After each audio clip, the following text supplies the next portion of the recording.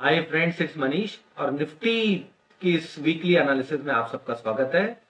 तो आज हम देखेंगे कि निफ्टी 50 नेक्स्ट वीक कैसे कारोबार कर सकता है और लास्ट वीक हमने क्या डिस्कस किया था। फ्रेंड्स, स्टार्ट करते हैं मंथली टाइम फ्रेम से, जैसा कि हम लोग रेगुलर करते हैं। और हमने डिस्कस किया था कि निफ्टी 50 एक इंपॉर्टेंट रेजिस्टेंस पर है और निफ्टी 50 इसको क्रॉस करने की कोशिश कर रहा है। देखिए, अभी तक बाजार इस रेजिस्टेंस के ऊपर ट्रेड कर रहा है, जो कि एक 18,000 के आसपास तक का लेवल था, 18,100 के आसपास का लेवल था। और इस महीने का जो लो बना है 18,040 बना है। तो बाजार अब क्या करेगा नेक्स्ट वीक, वो उसे समझने के लिए हमारे को वीकली चार्ट पे चलना पड़ेगा। क्योंकि देखिए, मंथली चार्ट पे जब तक 18,040 होल्ड है तब तक बाजार बाय डिप्स ही रहेंगे। बाजार में सेल ऑन राइज अपॉर्चुनिटी आपको नहीं मिलेगी, आपको बाय डिप्स करना है। जब ये लेवल ब्रेक हो जाएगा ना फ्रेंड्स, तो ये बता रहा है मंथली चार्ट कि फिर कोई सपोर्ट नहीं है 16,800 तक।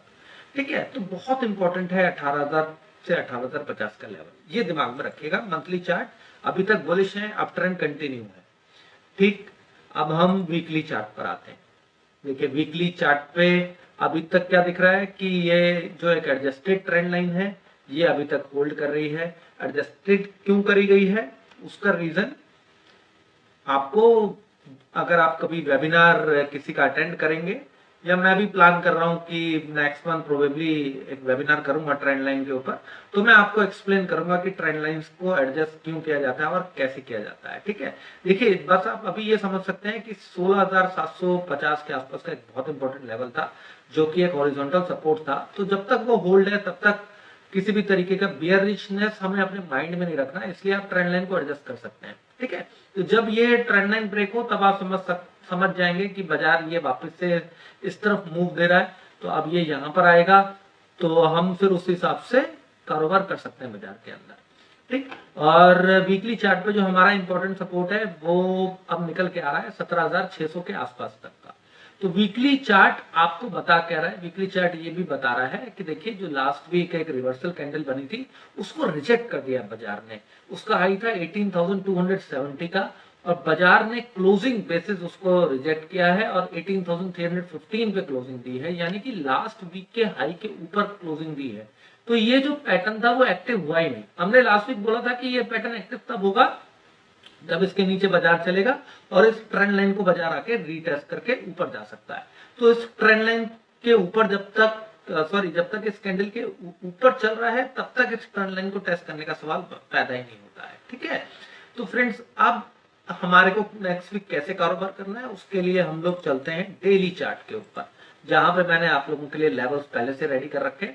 तो देखिए, बाजार ने इस ट्रेंड लाइन को बड़ी खूबसूरती से फॉलो किया है, इसे तो एडजस्ट भी नहीं करना पड़ा। ये यहां से बनना शुरू हुआ ट्रेंड लाइन 16,900 के आसपास से, और इस ट्रेंड लाइन का कंफर्मेशन 17,550 के आसपास बना। और इस वीक 18,200 टेस्ट करके बाजार ने उस ट्रेंड लाइन को रीटेस्ट किया फ्रेंड्स। ठीक है, तो और ये जो क्लोजिंग हुई है, ये जो हमारा एक रेजिस्टेंस जोन था 18,270, उसके ऊपर क्लोजिंग हुई है। ठीक, अब देखिए, नेक्स्ट वीक हमें ट्रेड कैसे करना है। अगर 18,265 का ये जो इंपॉर्टेंट लेवल है, तो उसके ऊपर तो हमारे लिए क्या रेजिस्टेंस बनता है फ्रेंड, एक छोटा सा रेजिस्टेंस बनता है 18,440। अगर उसको क्रॉस कर गया बाजार, फिर 18,700, और फिर जो ऑल टाइम हाई के आसपास 18,870 का जो लेवल है वो बाजार टेस्ट कर सकता है। ठीक, और अगर उसको भी क्रॉस कर दिया तब 19,000 के लेवल देखने को मिलेंगे। इसलिए मैंने लिख रखा है स्क्रीन के ऊपर, आप ये रीड कर सकते हैं कि in the case of extreme bullishness then हमारा टारगेट फोर आएगा 19,000 का। ठीक है फ्रेंड्स, तो 18,265 के ऊपर नेक्स्ट वीक अगर नीचे जाके जब भी क्रॉस करेगा, सस्टेन करेगा, तो हमारे को अपनी पोजीशन बनानी है, स्विंग ट्रेड लेना है। 18,440 पहला टारगेट होगा, 18,700 दूसरा होगा, उसके ऊपर 18,870 अगर उसके ऊपर टिकता है। एक्सट्रीम बुलिशनेस 19,000, ये मैं लेवल क्यों देता हूं, जरूरी नहीं है कि चारों टारगेट आएंगे। ठीक है, आप हमेशा कैसे ट्रेड कीजिए, मल्टीपल लॉट्स में ट्रेड करते हैं, तो 18,440 पे पहला लॉट बुक कर लीजिए, या पहली थोड़ी सी क्वांटिटी बुक कर लीजिए, और उसके बाद 18,700 के लिए बाकी क्वांटिटी को रखिए, 18,440 के ऊपर होल्ड करे तो उसके नीचे का स्टॉप लॉस लगा लीजिए, और फिर 18,700 में बाकी क्वांटिटी बुक कर लीजिए, और फिर 18,700 पे थोड़ा सा पार्ट प्रॉफिट बुकिंग करके अगर उसके ऊपर टिके तो 18,870 के लिए कीजिए, फिर 19,000 के लिए कीजिए।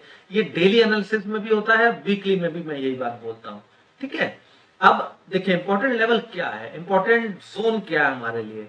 अगर बाजार को ये ब्रेक करने के बाद भी अगर टाइम पास करना है तो बाजार क्या करेगा, 18,270 से लेके इस 18,140 के जोन में वापस आ जाएगा फ्रेंड्स, ठीक है, और फिर यहीं कहीं जिगजैग जिगजैग जिगजैग जिगजैग करता रहेगा, ठीक। अब इसमें क्या है, देखिए पॉसिबिलिटी क्या है इसके निकलने के ऊपर, देखिए पॉसिबिलिटी बहुत हाई है कि ऊपर निकले, ठीक, लेकिन क्योंकि ये ट्रेंड लाइन बहुत स्टीप हो चुकी है, तो अगर ये यहाँ जिगजैग भी करता है ना तो भी ये as per the technical zigzag होगा। तो हमें दोनों सिचुएशन के लिए रेडी रहना है, ठीक है फ्रेंड्स। तो हमारे लिए इंपॉर्टेंट लेवल क्या है, 18,265-70 होल्ड रहना चाहिए। अगर नहीं रहेगा तो हम ये मान के चलेंगे कि ये 18,140 से लेके 270 के रेंज में घूमने वाला है।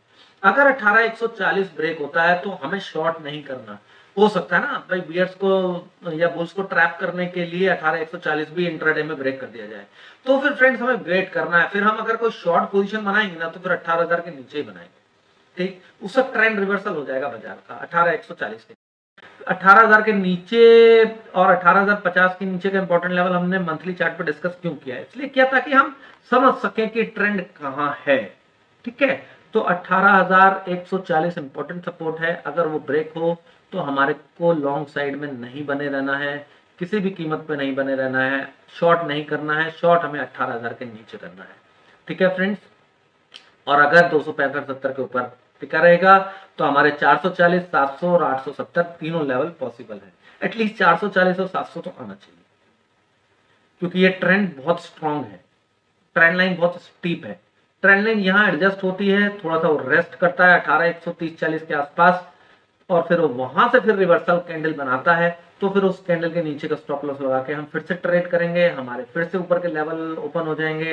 पहला लेवल हमारा बन जाएगा 18,270, दूसरा टारगेट बन जाएगा 18,440 का, और तीसरा लेवल 18,700 का, ठीक है। देखिए गैप अप अगर हो जाए 18,400 के ऊपर ही खुलने ट्रेड करने लग जाए बाजार, थोड़ा सा नीचे आ जाए मंडे के दिन, और नीचे आके अगर 18,400 के ऊपर मंडे के दिन आपको क्लोजिंग मिल जाती है तो फिर आप टारगेट लेके चल सकते हैं 18,700 से 18,870 का इस वीकली का।